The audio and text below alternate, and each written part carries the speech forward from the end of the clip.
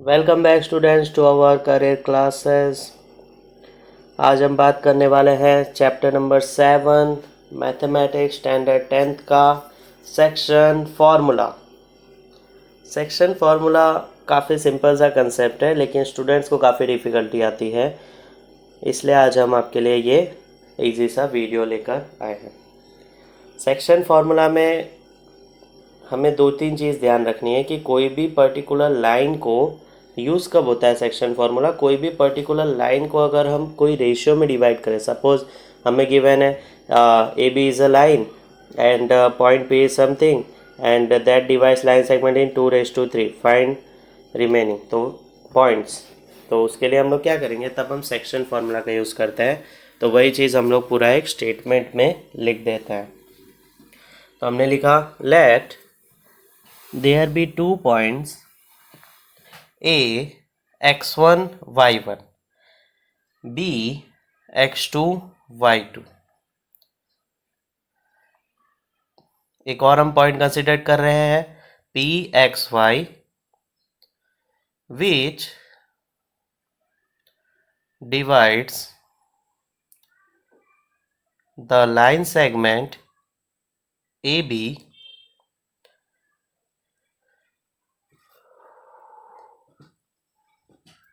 in the ratio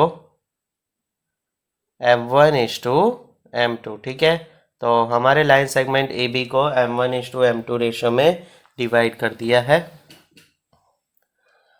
तो इसका हम लोग फटाफट एक डायग्राम बना लेते हैं। डायग्राम कैसा है देखो। तो ऊपर कुछ फार्मूला लिख रहे थे, लेकिन फार्मूला हम लोग डिराइव करके लिखेंगे, लास्ट में लिखेंगे, इसलिए वो मैंने कट कर दिया है। तो सपोज ये हमारा लाइन सेगमेंट ए बी है। ए हमारा x1 y1 पॉइंट है, बी x2 y2 पॉइंट है।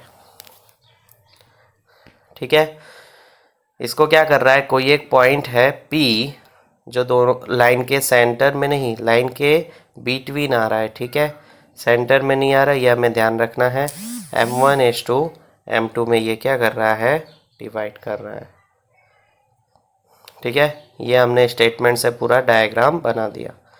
अब P x y के जो पॉइंट्स होंगे वो कैसे होंगे, देखो कैसे इसका फॉर्मूला बनता है m1 x2 m2 x1। First ratio का जो टर्म है वो हमेशा सेकेंड वाले से मल्टीप्लाई होता है। दैट इज़ अगर हम m1 कंसिडर कर रहे हैं तो वो पॉइंट B के कोऑर्डिनेट से मल्टीप्लाई होगा। हमेशा हमेशा फर्स्ट रेशियो जो होगा वो पॉइंट B के कोऑर्डिनेट से मल्टीप्लाई होगा, ये हमें ध्यान रखना है।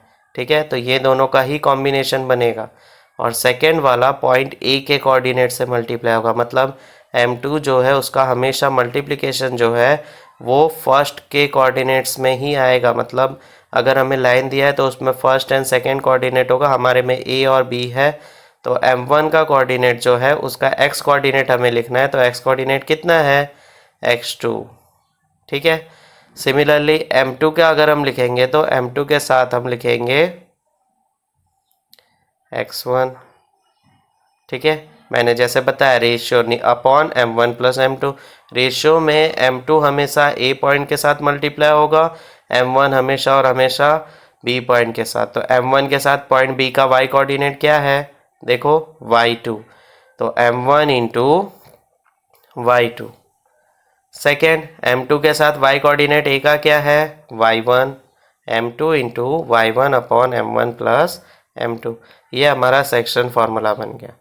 ठीक है, m1 m2 रेशियो में अगर कभी भी डिवाइड होगा तो सेक्शन फार्मूला के बेसिस पे हम लोग फाइंड कर सकते हैं। m1 का हमेशा b के साथ ही मल्टीप्लिकेशन होगा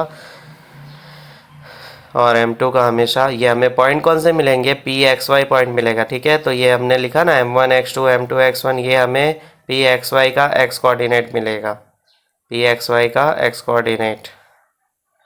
सिमिलरली y कोऑर्डिनेट क्या मिलेगा, m1 y2 plus m2 y1 वो मिलेगा। ठीक है, m1 के साथ x2 लिया है, m2 के साथ x1 लिया है, m1 x2 plus m2 x1 upon m1 plus m2।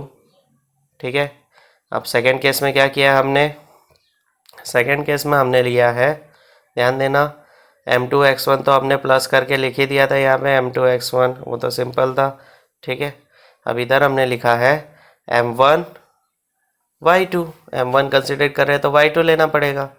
तो m1 y2 plus m2 y1 upon m1 plus m2, वहाँ से फार्मूला बन गया। काफ़ी सिंपल सा फार्मूला है, ठीक है। अब इसका हम लोग शॉर्टकट देखो कैसे लिखेंगे। हमेशा m1 के बाद एक ब्रैकेट लिख दो, m2 के बाद एक ब्रैकेट लिख दो, अपॉन m1 प्लस m2 कर दो। ये आपका x कोऑर्डिनेट करोगे, सिमिलर आप y में कर दोगे। m1 के बाद एक स्मॉल ब्रैकेट, m2 के बाद एक small bracket, upon m1 plus m2, ठीक है। इससे आपका क्या फ़ायदा होगा, देखो शॉर्टकट है, काफ़ी फास्ट हो जाएगा ये। फर्स्ट कोऑर्डिनेट आपको हमेशा लिखना होगा x2, सेकेंड लिखना होगा हमेशा x1, ठीक है। तो वो आप शॉर्टकट वे में फटाफट फार्मूला में लिख सकते हैं। फर्स्ट कोऑर्डिनेट x2 लिख दो, सेकेंड x1 लिख दो, सेकेंड y के केस में y2 एंड y1, मतलब सेकेंड का कोऑर्डिनेट आपको पहले लिखना है। तो ये क्या हो जाएगा, आप जैसे जैसे प्रैक्टिस करते जाओगे ना, यही मेथड आपको बहुत ही आसान लगने लगेगा, जो ब्रैकेट वाला मेथड अभी मैंने बताया। तो ये दोनों फार्मूला तो सेम है, पी एक्स वाई का कोऑर्डिनेट, लेकिन सेकेंड वाला जो है उसमें आपका फास्ट कैलकुलेशन हो जाता है। इसलिए मैंने बोला कि m1 के बाद ब्रैकेट लिख दो, m2 के बाद ब्रैकेट लिख दो और कैलकुलेशंस कर दो, ठीक है। तो ये फार्मूला हम लोग मैक्सिमम ये चैप्टर में आगे यूज़ करने वाले हैं। काफ़ी सिंपल सा फार्मूला है। तो कोऑर्डिनेट्स हमें कभी भी फाइंड करने हुए तो हम लोग ये तरीके से कर सकते हैं, ठीक है। m1 के साथ x2, m2 के साथ x1 upon m1 plus m2, m1 के साथ y2, m2 के साथ y1 upon m1 plus m2, बस इतना सही फार्मूला है। देखो m1 के साथ x2 लिखा था, m2 के साथ x1 लिखा upon m1 plus m2, m1 के साथ हमने y2 लिखा प्लस m2 के साथ हमने y1 लिखा अपॉन m1 प्लस m2, ठीक है। काफ़ी सिंपल सा फार्मूला है, इसमें हमें कुछ ज़्यादा याद रखने की भी ज़रूरत नहीं पड़ेगी अगर हम सेकेंड मेथड से करेंगे, ठीक है।